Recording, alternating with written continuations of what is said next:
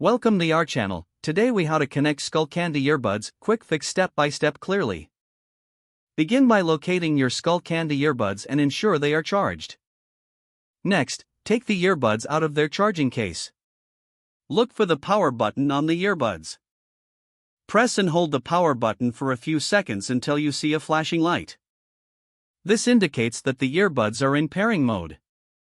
Now, go to your device's Bluetooth settings. Turn on Bluetooth if it's not already activated. Search for available devices nearby. You should see your Skullcandy earbuds appear in the list. Select the earbuds to initiate the pairing process. If prompted, confirm the pairing by selecting Pair on your device.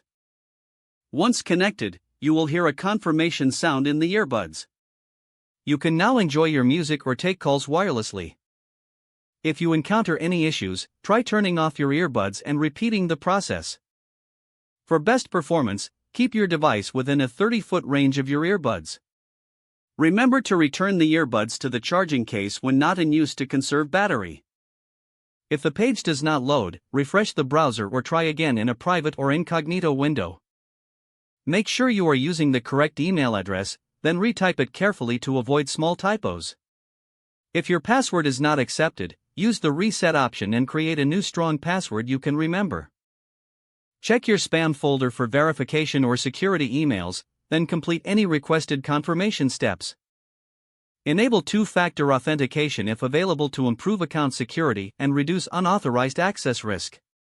After signing in, review your profile details so your contact information and settings are accurate and current.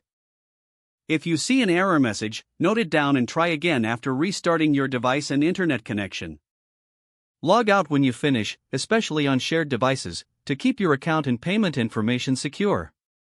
If the page does not load, refresh the browser or try again in a private or incognito. Make sure you are using the correct email address, then retype it carefully to avoid small. If your password is not accepted, use the reset option and create a new strong password you can remember.